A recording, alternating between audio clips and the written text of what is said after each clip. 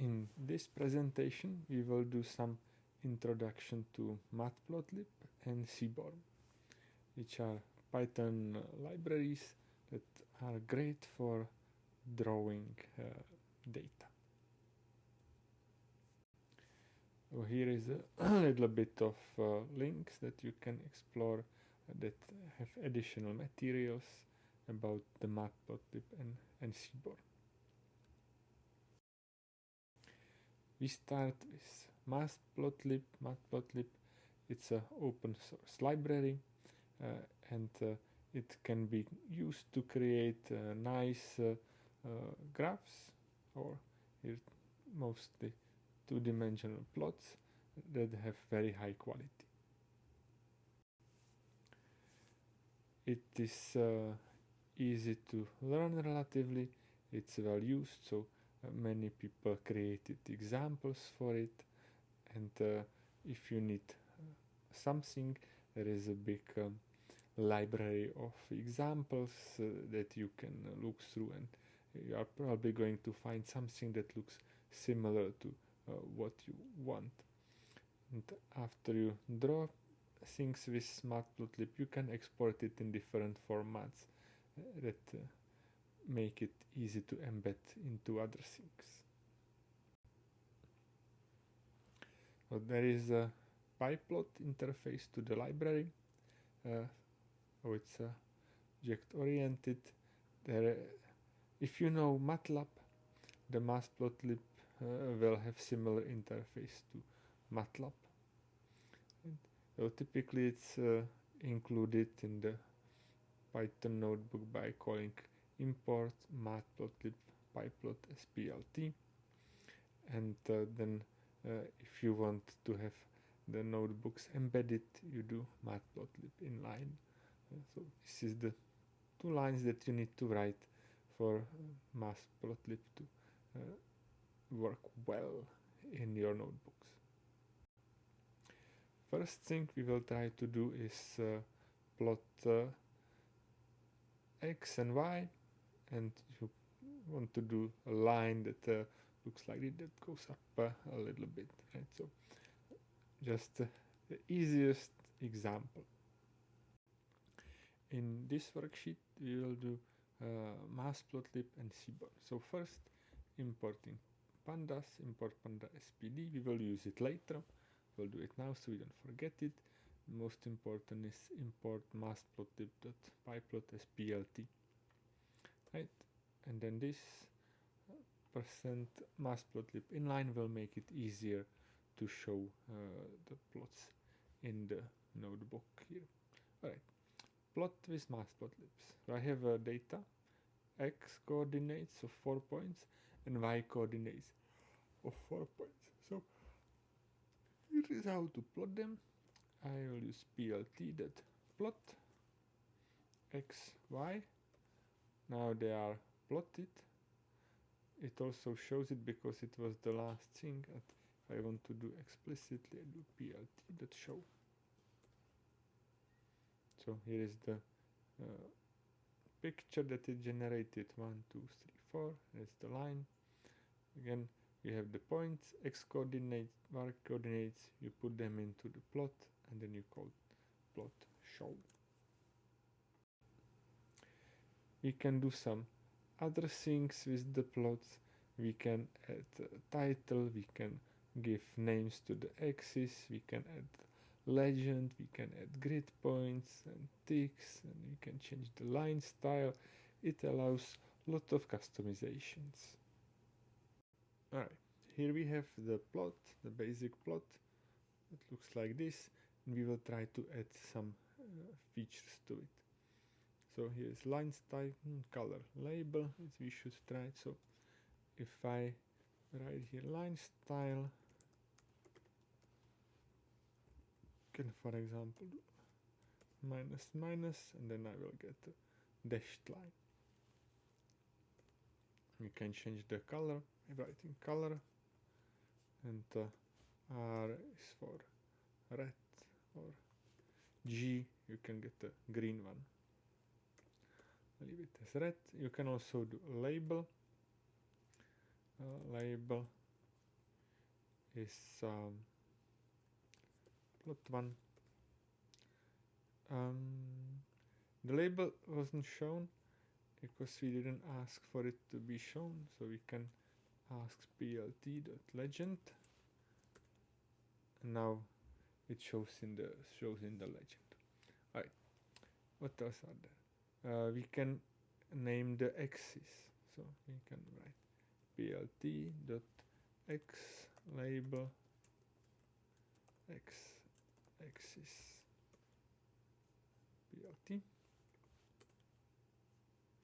and now the x-axis has a label that it didn't have before. Same with y-axis, plt.y label y-axis. Y-axis has a label. We can add a title. We can add a title to it. Plot.title.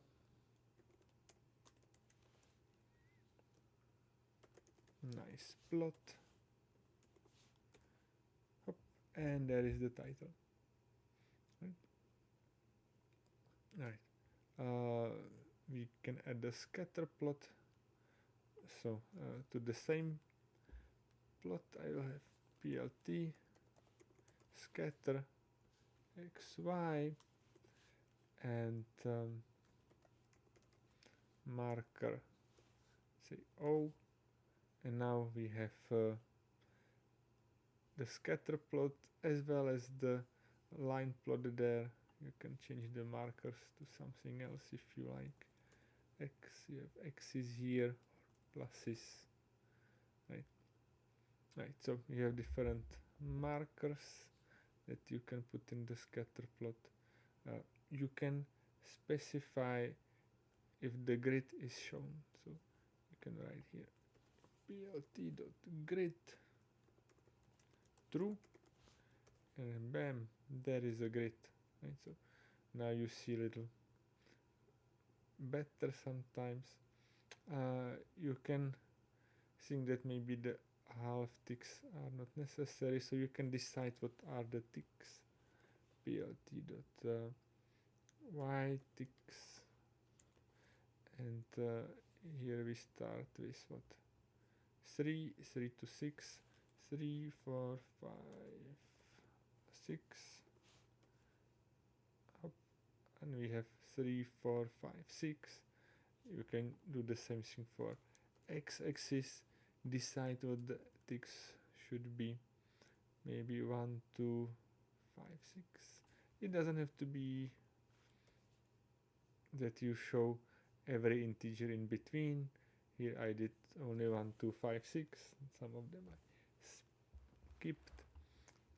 One last thing that I would like to show is annotate. So let's see. I will do plt.annotate, and here we'll say the text point 2, 4. I would like to say that this point is 0.24. Right. So where is the missing xy? So but I'm annotating xy equals 2, 4. Right, so now here 0.24 is at 2, 4. Maybe that's not the best. I can do xy text and say where the text should be. Maybe 2.5, 4.5. Let's try that. Right, and now the text is a little bit above, and it would be nice if there was an arrow to it, so I can write here arrow props.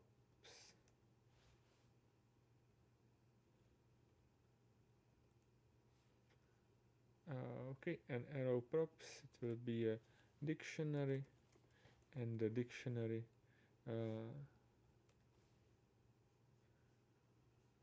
can modify how the arrow looks like. So now I have this arrow, and you can maybe say face color black, and now it's face color black. Red. Oops. now we have a red pointing arrow. There are two main interfaces how you can interact with the library, either Axis or pyplot. Pyplot is more based on functions, it's more implicit things like you remember which is the current place where you are drawing, and typically it has the plt dot something as the function names. Or you can use Axis interface where you are more explicit about what are you doing with which object, and then the main thing that you use is Axis. So instead of calling some global functions from PLT, you get yourself object figure and Axis, and then you modify the Axis. Right? So there's similar things like there is a function set title, and in a PLT there is function title. Both of them work well. Whichever you like, you can use whichever. Right? Here we try to use the Axis interface. So here let's go. So plt dot subplot, and I will create one subplot. It returns figure, call it fig1, and axis 1. Right. And then in the axis I can do drawing, so x1 dot plot, and let's say I plot xy. Here it is, plot it. I should do maybe plt.show. plt.show just draws all the figures that are currently active or available. So here is x1, I can set the title, x1 set title, first plot, up, and there it is, first plot. And now I can create a second one, fig2, x2, plot the subplots,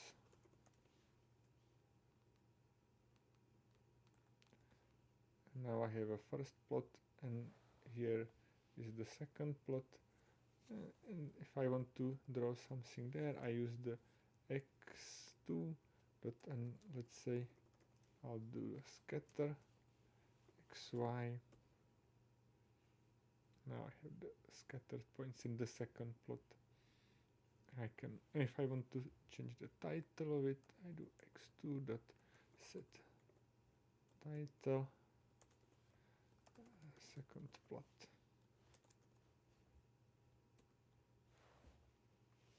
First plot, second plot.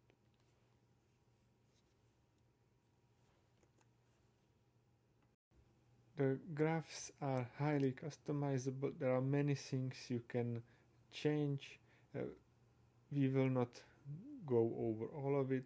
There are links in the slides you can follow, and it will show you all the possible features that are available. Useful thing that we will try is to have subplots. So what you want to do is have one figure that is big, and it contains several plots in it.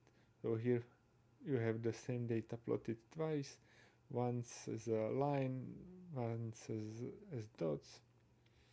And what you are doing in you, first you create a figure, and then you say you want a subplot, and in the subplot you say what is the size of the plot and which one you have. Or you can get the subplots in the first line where you get the axis 1 and 2 at the same time, and you say what's the dimension of the subplots.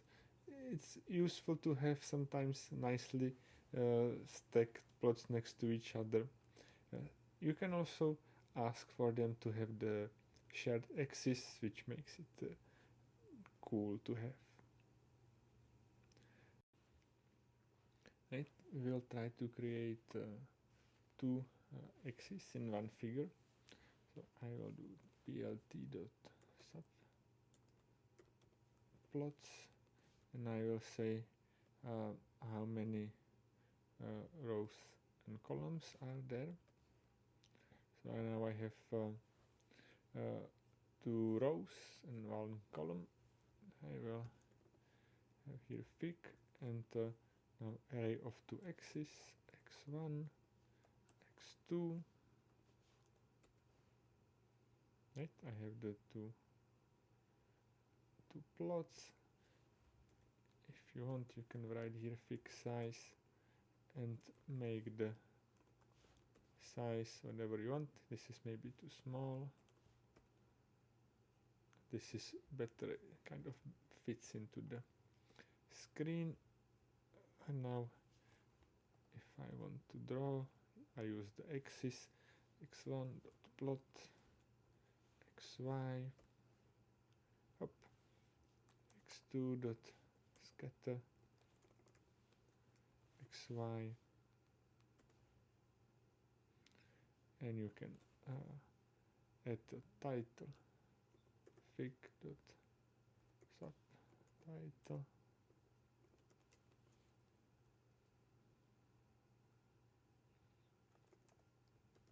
stacked subplots. Yeah. If you would do it like 1, 2, they would be stacked the other way. Right? You say how many rows, how many columns. To 1, maybe one should end it with plt.show.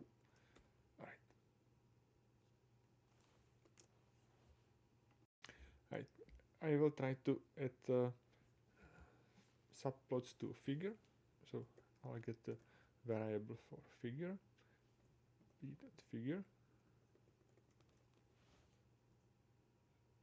Fig equals plt show. There will be nothing to show as a figure. It has no axis in it. I'll create first axis and I say fig add subplot,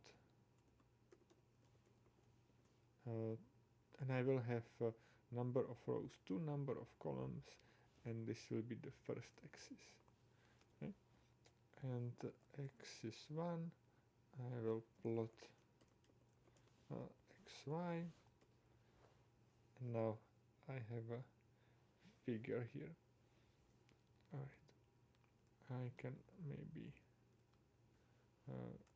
do the x1 dot set title,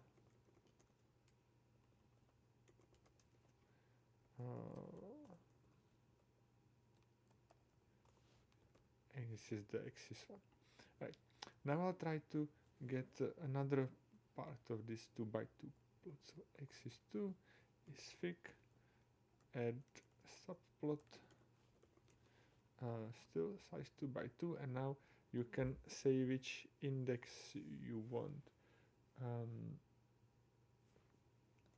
So let's see what is 4 of them. So let's see what 4 is. x2 dot scatter, xy, x2 dot set title, x2, so I see what is it. And now this is there will be 1, this is the 4th, 1, 2, let's see, index 3 is over here, index 2 is over here, so it will be axis 1, 2, and if you go to the next row, this is the axis 3, and this is the axis on the index 4. Here is an example where there are 2 subfigures, left figure and right subfigure, and each of the figures have 2 axes, axis A, axis B, axis 1, axis 2, and you can see that the axis A and B, they share the x-axis. Right? So this x-axis is shared between A and B. Right, we'll try to create a little bit more complicated design. So I'll start with creating a figure, plot figure, and plot.show. Right, there is nothing in it quite yet. I will do face color, because then it will be easier to see what's going on. Right. And I can give it a title.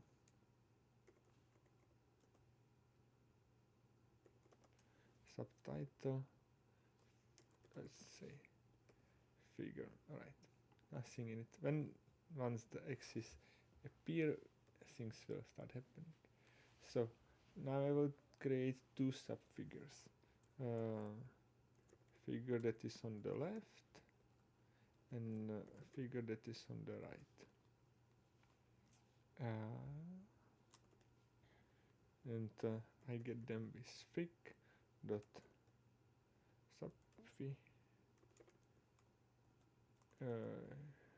figures, 1 row,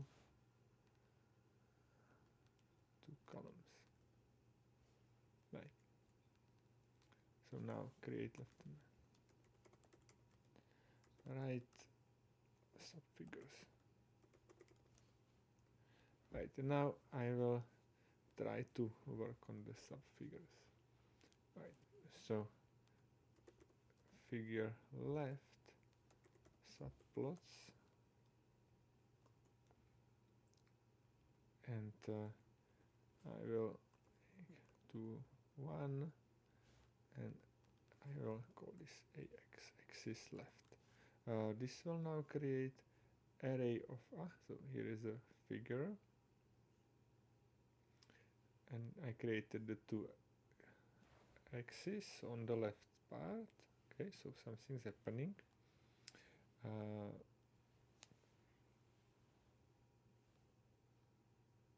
I will maybe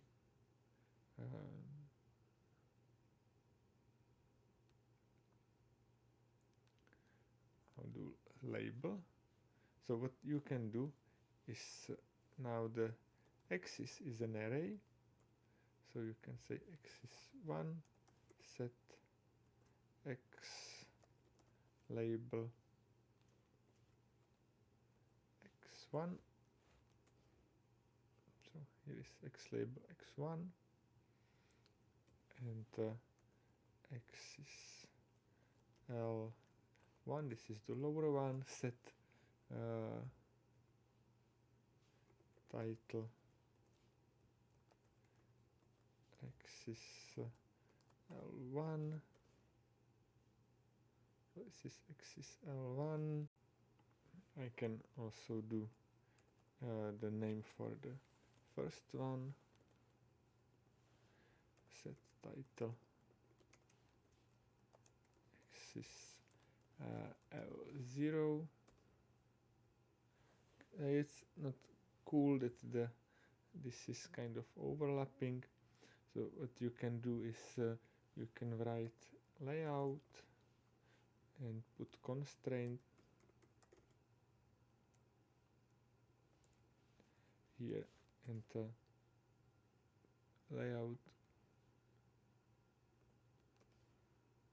layout constraint, and now it will make space so things don't overlap.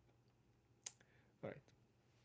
And I would like to make the figure to share axis, so you can do share x true.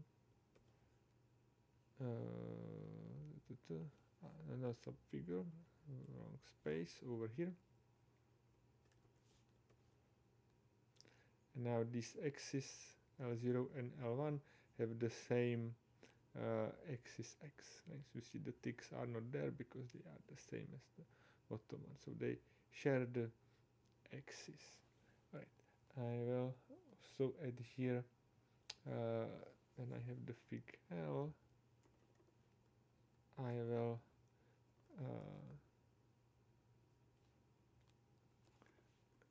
set face color, and we'll give it some color, so you see a little bit better what is the fig L. And now I'll try to do the similar thing for the right figure, fig R. I'll do it set face color, I'll put some color there,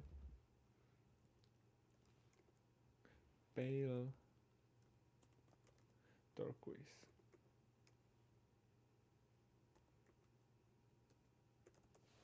Let's see. Alright, and this is where the second figure goes.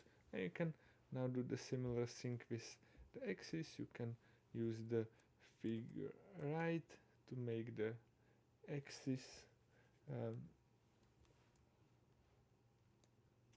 So we do the subplots. Let's now put them the other way next to each other. And here is axis right, fig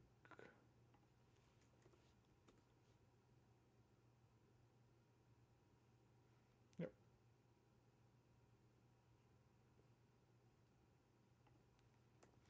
And I'll try to add titles at least to them. Set title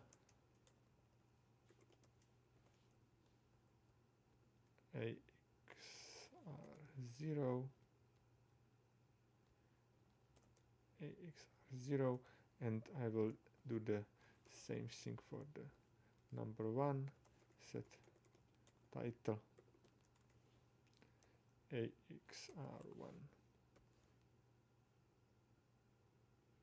Okay,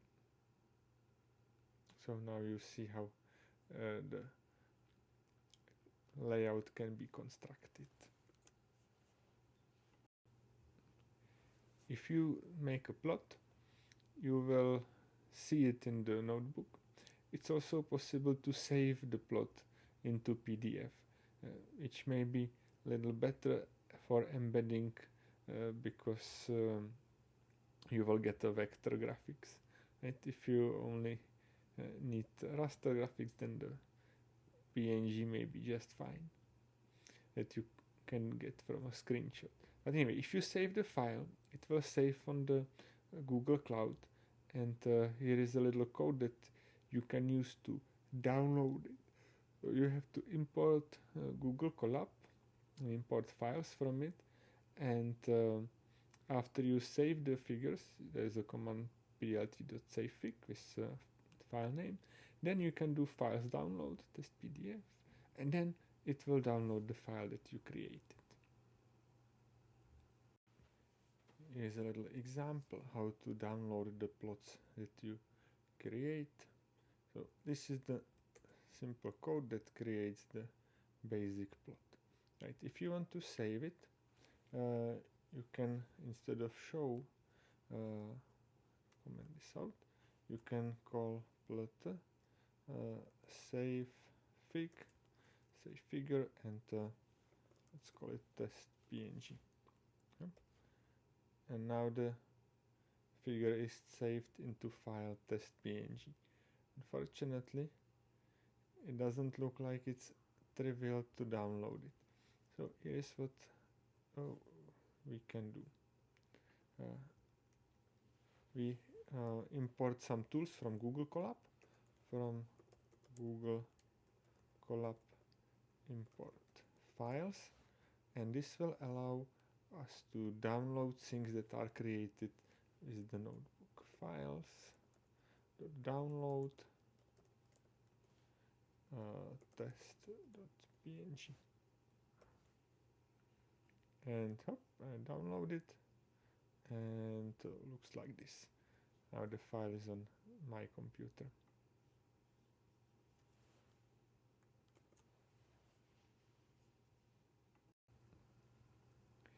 If you have things in pandas already, there is integration of matplotlib in pandas. We already saw it quickly.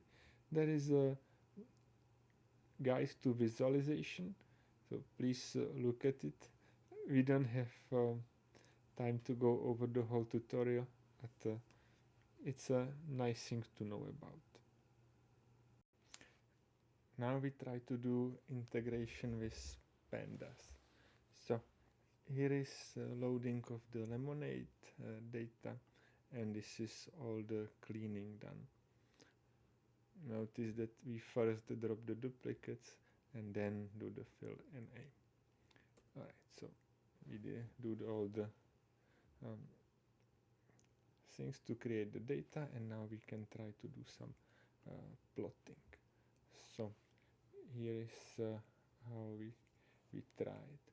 So I will create a figure that has two axes. I think it will be, I will not use it. Axis 1, axis 2, and plot subplots next to each other. Hop. We have this. Right.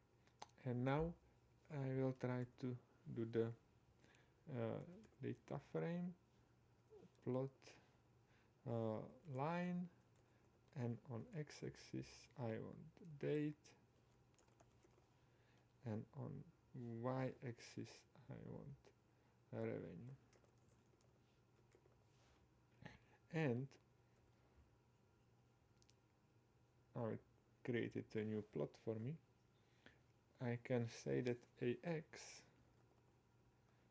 is AX1, and now it will squeeze into the first axis that I had. Maybe I should do plot show. So it's the last thing. Right. You can also do df.plot and just put everything into the plot function.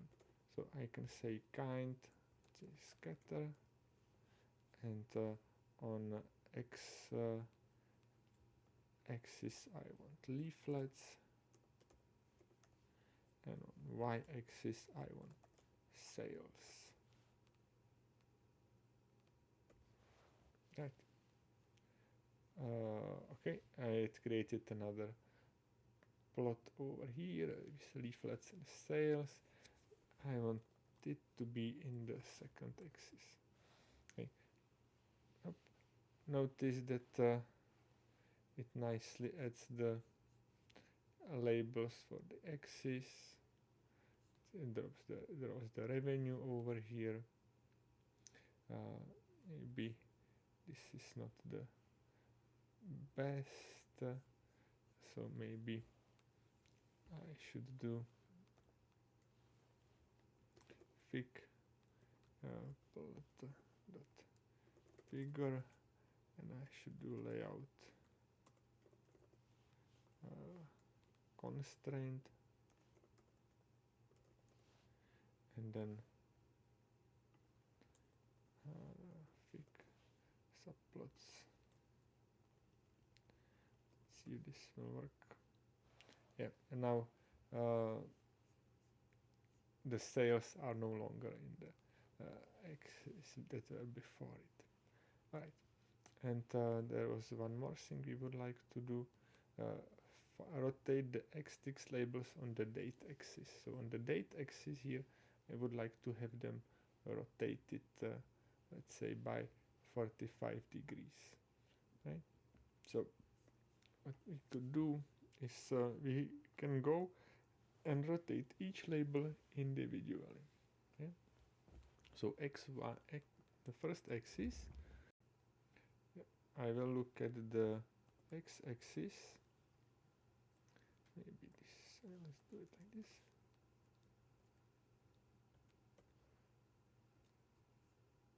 Right, it's x-axis. Then I will do get major tick labels. Let's see if I wrote it right. So it's says all these entries are there, they should be located, and what we could do, we can go through all of them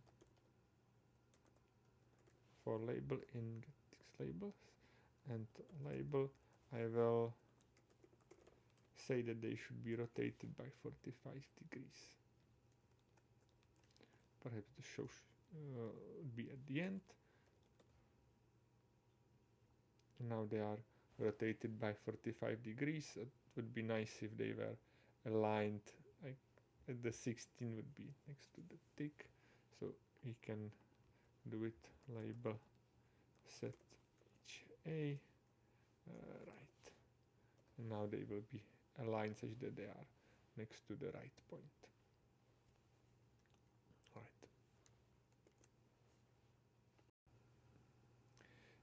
There are many different plots that are available. You can have bar plot, histogram, box, area, scatter, hex, bin, pie. So those are ideas that you can get. Seaborn is another library for drawing data visualizations. It is built on top of matplotlib, and the goal of it is to give you plots that you would typically want to do with much less effort, in the sense how much code you have to write. Okay.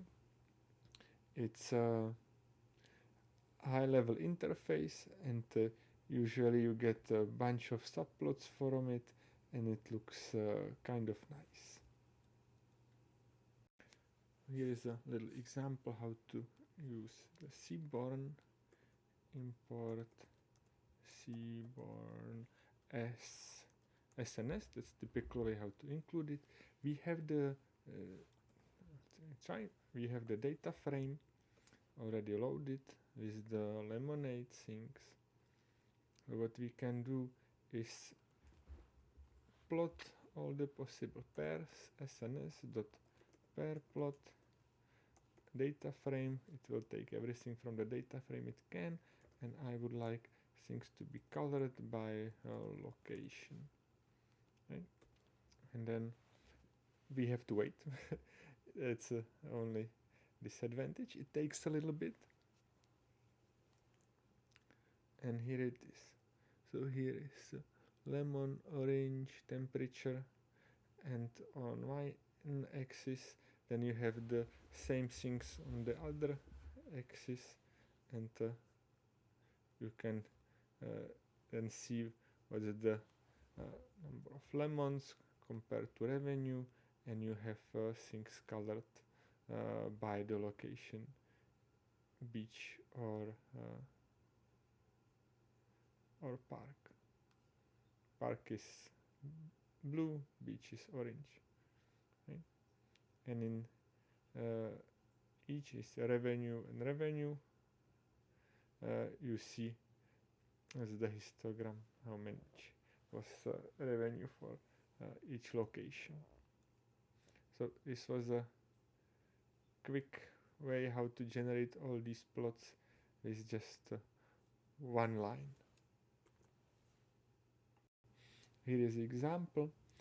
The library comes with the dataset iris embedded, so you don't have to load the dataset from some external source.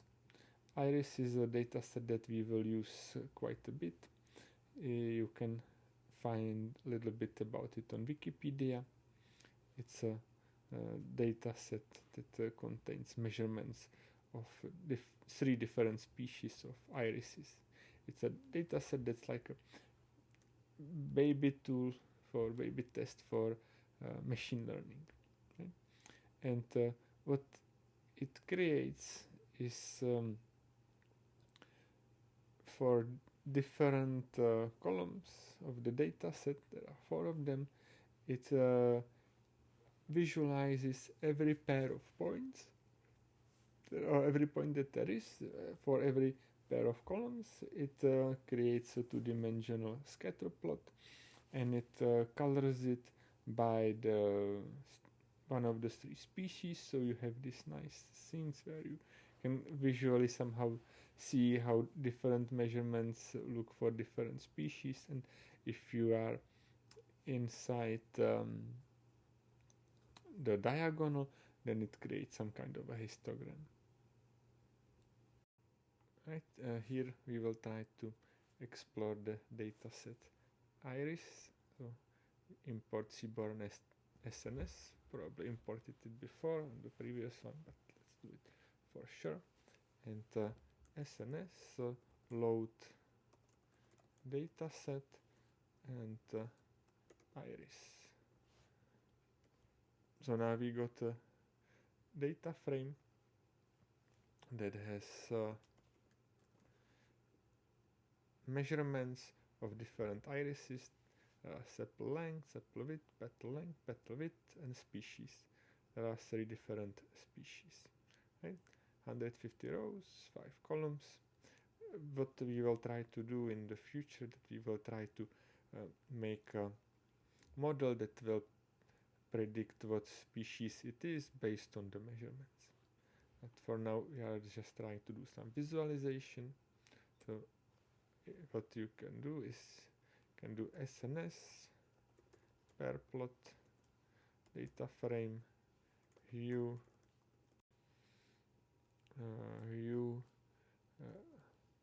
location, species. And now we have to be patient. And there it is. So it says for different variables what are the distributions of the petal length, petal width of the pairs. So what you can see is that the species Setosa is nicely separated from the other two. So if we will try to do something that will predict what is the species, it will be easy to do it for the Setosa species. For the other two, it will be a little harder because you can kind of see that the green and orange dots are a little bit mixed together, right? So one could do it most of the time, but there may be some edge cases. So this is a great thing, how to quickly visualize a data set and try to find out some patterns in it. There is a tutorial on seaborn on Kaggle. I recommend you try to look at it. It will give you a lot of good hints how to use the library.